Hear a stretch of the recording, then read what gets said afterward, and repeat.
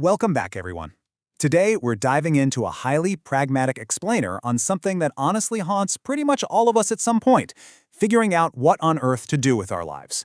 If you've ever found yourself staring at the ceiling at 2 a.m., just sweating over that universal dread of the quarter-life crisis, feeling the crushing heavy weight of having to lock in the absolute perfect path before time runs out, well, you are in exactly the right place.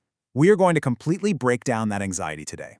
And we're going to do it by exploring some fascinating concepts that basically flip traditional life advice entirely on its head. Okay, let's dive into this. We all do this, right? We endlessly, constantly consume advice media.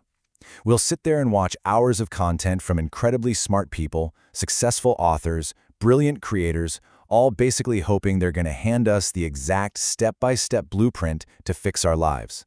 We kind of trick ourselves into thinking that if we just listen to enough TED Talks or binge enough self-help, the perfect life trajectory is just going to magically reveal itself. But as the source material points out, despite consuming all of this relevant media, listening to other people tell you how to live the right way, literally no matter how smart they are, is actually surprisingly unhelpful. In fact, it might be the exact thing keeping you stuck in neutral. To really understand why, think about trying to learn how to tie a tie by watching someone else do it while they're facing you. Think about that for a sec. You're watching them, but all the orientations are completely backwards. They're doing whatever they're doing with their hands at the speed of light. I mean, they could literally be airbending for all you know. You just can't truly see the mechanics. And even if you try to stand behind them and pretend their hands are your hands, it still doesn't work. Why? Because it never ever truly clicks until your own hands are the ones doing the physical work. Life is exactly the same way. You have to actually physically participate in it to get any better at it. So how do we actually get our hands dirty? Well, it all comes down to this concept of doing more life. Absolutely love exploring this idea. Think of your life as a video game with a giant progress bar floating right at the top. You don't move that progress bar forward by just passively existing or waiting on the couch for some sudden magical epiphany about your ultimate destiny. Honestly, you can exist for a very long time without doing anything significant. Instead, you fill up that metaphorical progress bar by actively doing more stuff, going to more places, and meeting more people. If you aren't sure what to do with your life or what dream to go after, the absolute most effective solution is to simply do more life. You'll arrive at an answer infinitely faster than someone who is just sitting around waiting for the universe to text them a sign. Now you might be thinking, just do more life? Isn't that a bit of a cop-out answer? Well, let's challenge the ultimate cliche that we've all been spoon-fed since kindergarten. Follow your dreams and never give up. We see this printed on coffee mugs and motivational posters everywhere, right? But honestly, as a singular one-sentence piece of advice, it is sometimes a terrible cop-out. Sure, for a select few people, that's exactly what they need to hear, to go become a CEO, donate millions to charity, and live happily ever after. But for a whole lot of people, blindly following your dreams and never giving up is actually disastrous advice. Now, what's really interesting about this slide is the sheer reality of that bad advice. Imagine you are 5'8", and you happen to be an exceptionally gifted physics genius, but your ultimate childhood dream is to play in the NBA. Okay, you have maybe a 1 in a million chance. In the vast majority of other scenarios, you're going to train 6 hours a day, completely destroy your kneecaps, tear your ACL, and abandon a highly stable income. Literally all for a tiny chance at maybe making it into a secondary league overseas. If that genius had just continued researching rocket science, something they were inherently, naturally built for, they probably would have lived a much happier life, even if it wasn't their quote-unquote dream.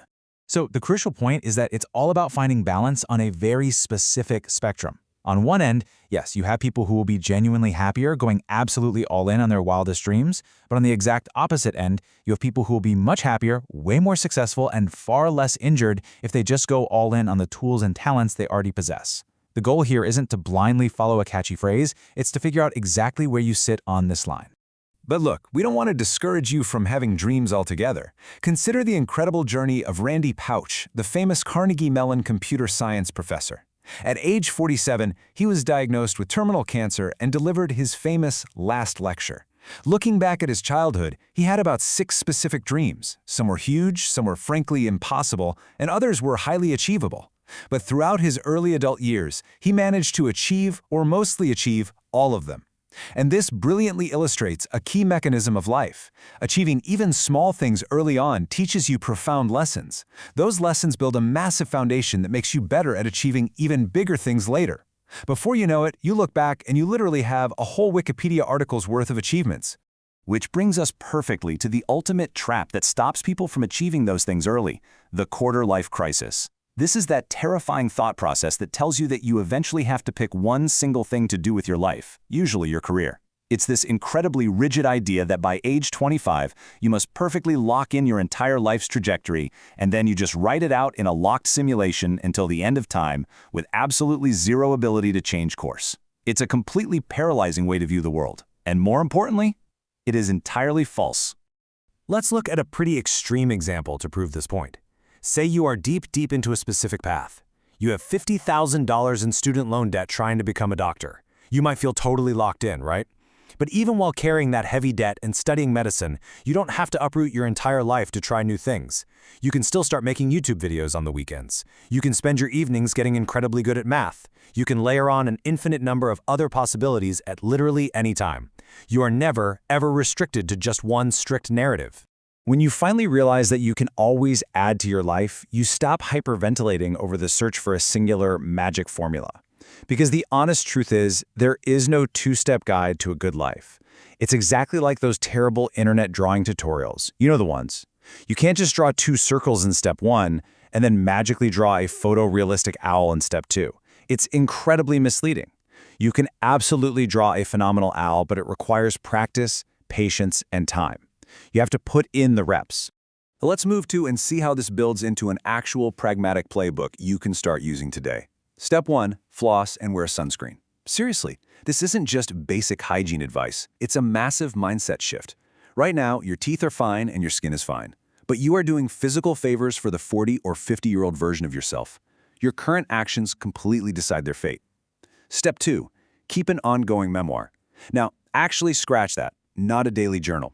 Recording your feelings every single day is exhausting, and let's be real, most of us quit by day 2 because it's identical to day 1.